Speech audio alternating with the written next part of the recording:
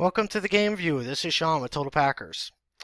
We're going to take a look here, a close look at the Packers' big victory over the Washington Redskins in the first round of the playoffs. The Packers, like they said, were actually able to kind of turn it on in this game. We'll find out this week if that had a lot to do with the Washington Redskins defense or just with the Packers themselves. The defense pretty much did more of the same as what they have been doing. They play hard, they get after the quarterback, they're good against the pass. They've been good against the pass all year. But the offense actually kind of came to life, and if it can continue to do that, then the Packers certainly are a threat. The Packers, however, did start out terrible, just like they had been playing on offense for the last couple months. They started out with a 4-and-out on their first drive. This is their second drive. They're backed up within their 5-yard line, and it's 3rd and 13. Here, I would hope that they just would get some yards to make room for the Mass State to punt. However, everybody who goes out for a pass essentially goes out towards the first down. The Redskins are guarding the first down in a massive zone, pretty much have everybody covered up. The only person who runs a short route at all, who could be an outlet for Rodgers, is Randall Cobb. But Cobb, as much as I've been giving him credit for valiantly showing the effort to keep playing on this team, even though the ball's not been coming to him, he actually runs a pretty lazy out here. He just curves off his route and heads out on an easy out. Makes it pretty easy for Will Blackmon to cover him up. And then Rodgers really has no choice but to wait for somebody downfield to get open. It doesn't happen as he steps forward. J.C. Tretter's guy comes inside of him and gets the sack. And that is going to make it 2-0 Redskins. Terrible start for the Packers. Okay, it looked like the Redskins were going to turn that safety into 9 points when Deshaun Jackson got in the end zone, was called a touchdown. It looked like it was going to be 9-0. However, a replay showed that Jackson made a mistake, did not get the ball in the end zone. But gave the Redskins the ball inside the 1-yard line. However, consecutive good plays by LaTroy Guion and HaHa Clinton-Dix kept the Redskins out of the end zone. They then took a really stupid delay of game penalty that backed them up. So now they're facing third and goal from the 7-yard line. It's a prime opportunity here for the Packers to get off the field with only giving up 3 points. The Packers are just going to sit in the zone here, which is what they've been doing for pretty much all season. Teams have been able to burn this zone. They might be playing something a little different here with 3 guys across the back. Basically, what the difference here and what works for the Packers is that HaHa Clinton-Dix. We've seen the Packers in the zone play this zone a little too unaggressively, and that has allowed quarterbacks to throw hard passes into tight spaces and take advantage of the zone. But here, HaHa Clinton-Dix jumps this route very aggressively, comes over the top of the receiver and knocks this ball down. As long as you're able to get a hand on the ball and knock that ball away with the one hand, the refs are not going to worry about the left hand. They're going to let you get away with some contact. And that is exactly how you do that. Great aggressive play by HaHa Clinton-Dix. And that's exactly what the Packer defense needs out of him. Third possession here for the Packers is just more of the same. It's 3rd and 8 here after they only managed to get almost 2 yards in the first two plays.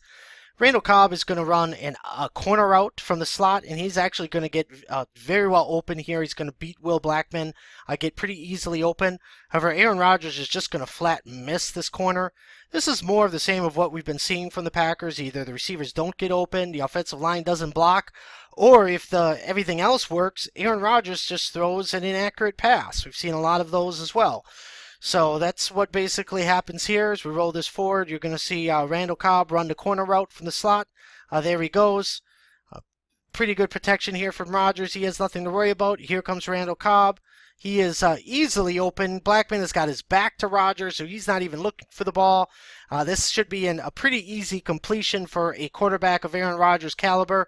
However, Rodgers just flat overthrows this pass, and that is going to be another punt for the Packers. All right, this is probably what you could call the first sign of life from the Packer offense. This is the play that kind of started getting things rolling for them. There's really not much going on here. It's going to be another scramble play. However, this time a receiver actually manages to get open on the scramble play, and Rodgers finds them. Rodgers does not panic. He stays in the pocket this time. You can see that curl routes here for Davante Adams and James Jones, they are actually open. Looks like Rodgers is looking to Randall Cobb here in the slot. Cobb is the only guy who is completely covered on this play. He actually gets about double to triple teamed here on this play, so he's not open. Rodgers doesn't throw that in there. He backs up. He's looking over the defense. This time he stays in the pocket, keeps his feet square underneath him, so he's ready to deliver a pass. Now he sees that Will Blackman once again has his head turned, and James Jones is taking off down the middle of the field.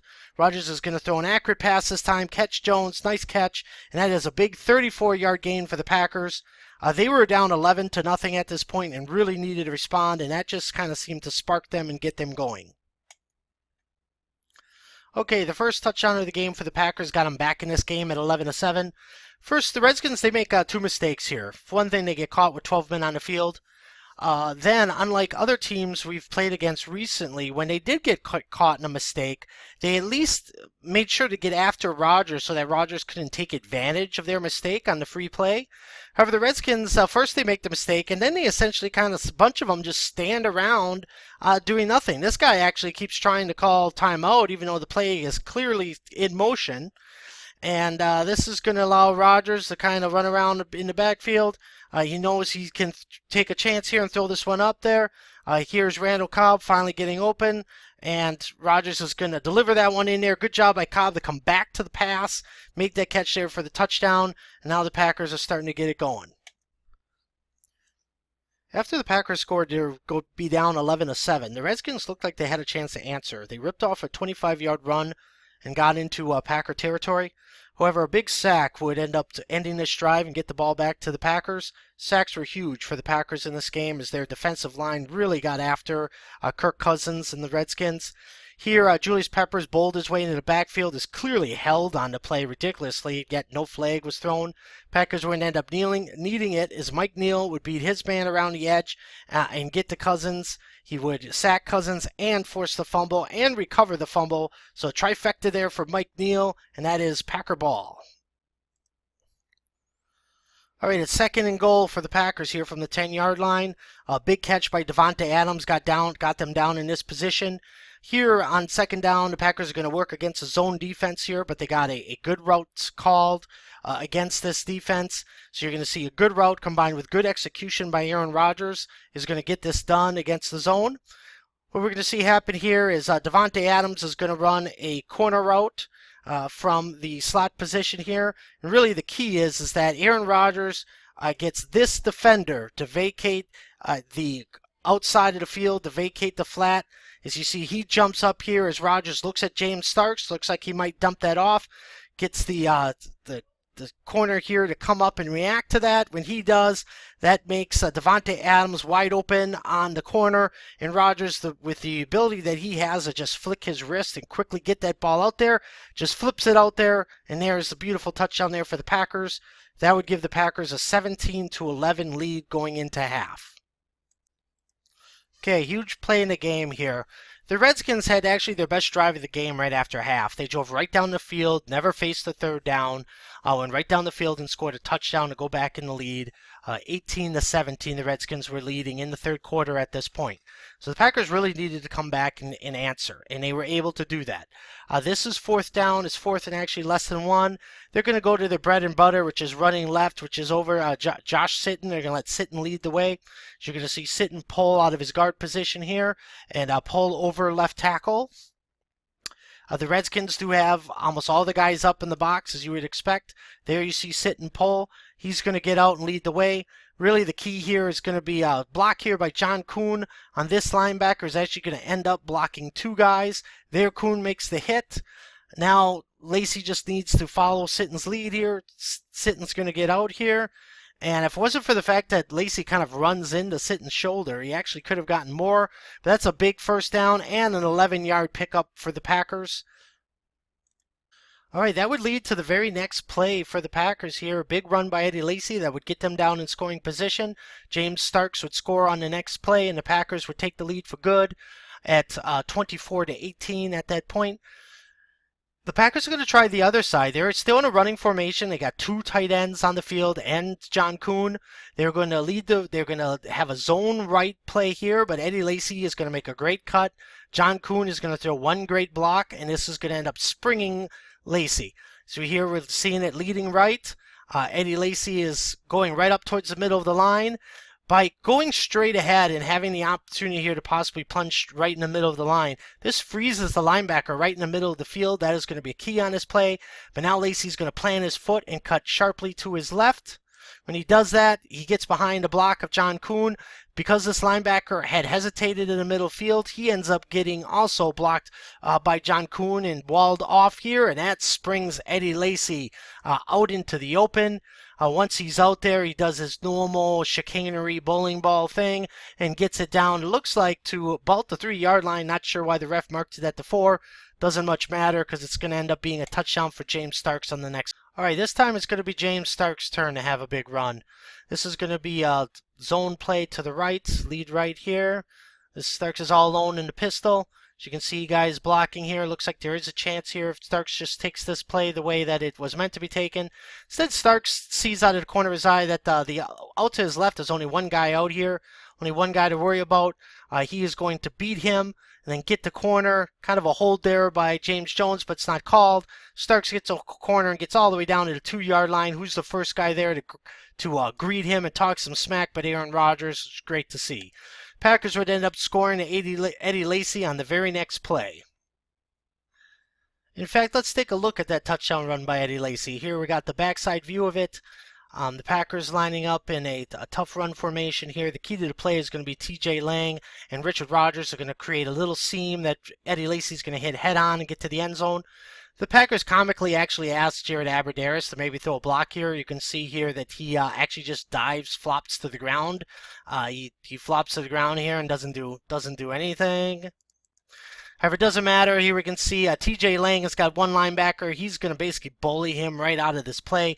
Here comes Richard Rodgers. He throws a good shoulder into the other linebacker. That just creates just enough seam for Eddie Lacy to get through and on into the end zone. That is going to make it with the 2-point conversion. That is beautifully done off the Packers burned the blitz. In fact, we'll just go right on through to the next play. As the Redskins do something rare, something that we'll see a lot more from the Cardinals when we play them, is the Cardinals will be blitzing a lot, where the Redskins actually did not do a lot of blitzing in this game. And so they blitz here, but the Packers actually show for once that they can burn the blitz, as Rodgers is going to go to the quick slant to Jared Abbrederis. That beats his guy off the line rather easily, and this makes this look easy here. Easy 2-point conversion there for the Packers, and that puts them ahead 32-18. That's 2 scores, which should end up being too much for the Redskins. Okay, this is the play that pretty much ends the game. The Redskins, they're in desperation mode. There's only 5 minutes left to go in the game. They're still down by 14 points, 32-18. So therefore, even though it's 4th and 10 here, they still have to go for this. So they decide to go for it from their own 23-yard line. The Packers, they're just sitting in an 8-man zone back here, and they're only going to rush 3. However, Nick Perry picked a great time to decide to show up. He is going to bull his way right through Trent Williams. In fact, actually, he kind of uses a speed rush for once here. Gets around Williams to the outside and just gets a clean sack of Cousins. Gets on Cousins back and gets him to the ground. That is Packer ball right there. Great play by Nick Perry and a great time for him to show up. That's exactly what the Packers need. They're going to need more out of their defense. Keep getting after the quarterback. Their pass rushes is really the thing that kind of sets the Packers defense apart from most other defenses. They rush the ball. They rush the passer better than either the Panthers or the Cardinals do. So that is an advantage of theirs, and those guys have got to come through and get after the quarterback.